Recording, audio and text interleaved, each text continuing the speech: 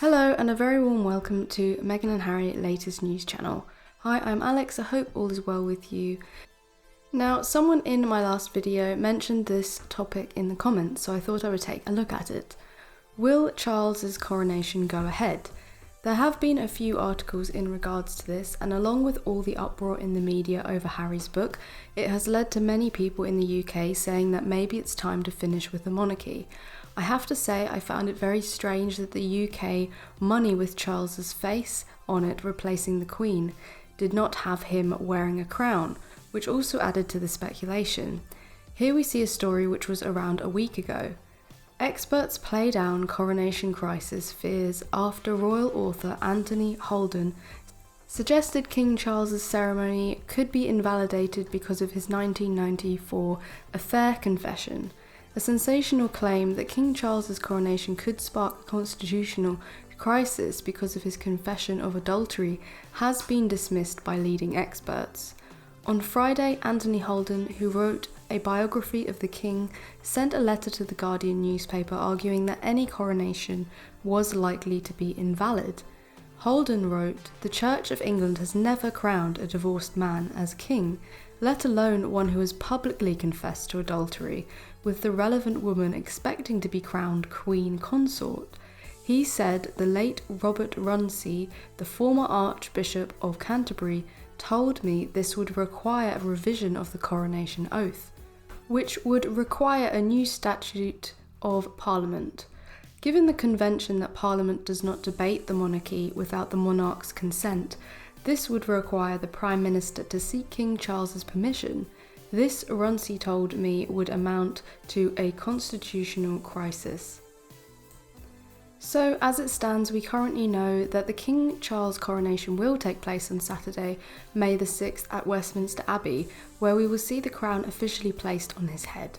Now, the argument from this expert states that the Church of England has never crowned a divorced man as king, let alone one who has publicly confessed to adultery, with the relevant woman expecting to be crowned Queen Consort.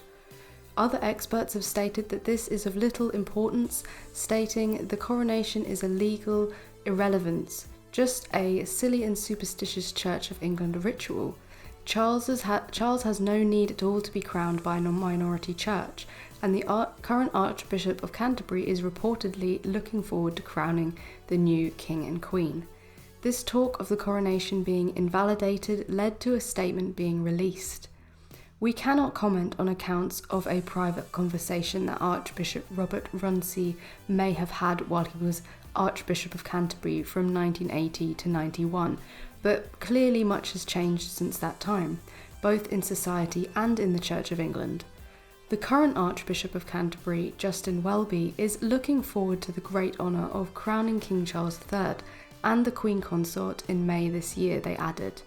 Across the Church of England, we continue to pray for the King and the Queen Consort as they prepare for this important moment in their life of our nation and the Commonwealth. Now, personally, I believe that these people can change the law to suit themselves, so if that was the case, then they would do just that. But I must say, I find it interesting that this story appeared in the mainstream media in the first place, and if you look at some of the articles online and read the comments, the majority of the comments are anything but complimentary about Charles and Camilla. One of the most popular comments on this page was this. It stated, "Perhaps the whole royal business should be abolished. It's not needed and a burden on the country as a whole. They can be just private citizens who pay taxes on their many properties and businesses, like other corporations and the rich are supposed to do, but don't." And that was the most popular comment, and many others saying something similar. This is why Meghan and Harry have had the smear campaign against them for so long, because them leaving the royal family and becoming financially independent gives rise to the question, why are the UK taxpayers paying money every week to one of the richest families in the world? If Meghan and Harry can get by without troubling the UK taxpayer, then why can't the rest of them?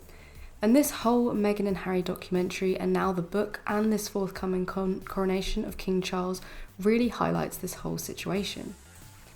From a legal standpoint, this claim of Charles's coronation being invalidated is somewhat ironic, seeing that the Church of England was created solely for the purpose of legitimizing Henry's multiple divorces.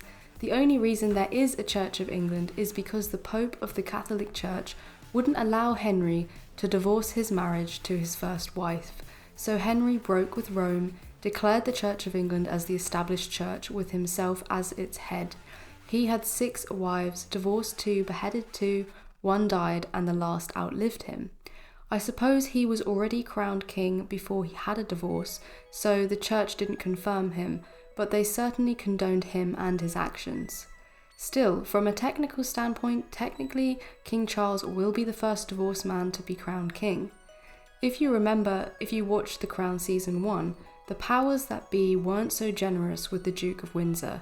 They wouldn't allow him to marry Wallis Simpson because she was a divorcee. That was not allowed. Where is the difference between the 2 instances? In this case, it's not just one member who is divorced, it's 2. Both Charles and Camilla have been divorced, and Camilla's ex-husband, unlike Diana, is still alive. I'm not really bothered myself, but it's curious that Edward has to give up the crown and pass it on, because they wouldn't allow him to marry a divorced woman. And compared to this situation, then it seems trivial. In this instance, it seems pretty clear that Charles's first marriage to Diana was a sham, a marriage of convenience and for public relations, which was all about making babies and heirs to the throne.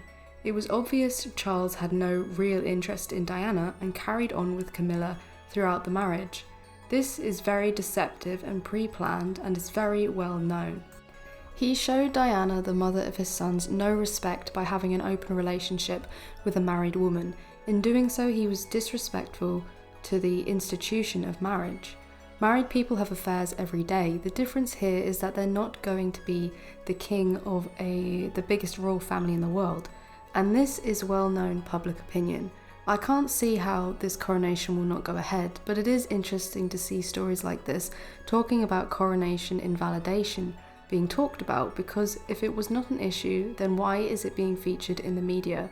It's there to get people to draw comparisons with others in history and get people to look at how Charles measures up to others. And going by the comments and replies to these articles, he is not very popular at all, no matter what spin the media put on it. And Harry's book and the way he was treated, and him talking about his mum Diana, and how he wanted to open the investigation but was told not to, and how him and Meghan have been treated on top of all that stuff going on with Andrew, it's all brought it back to people's attentions. What do you think? Will we see Charles get crowned? Has these experts got a valid point with it possibly being invalid? Let me know your opinion in the comments and I'll see you in the next video.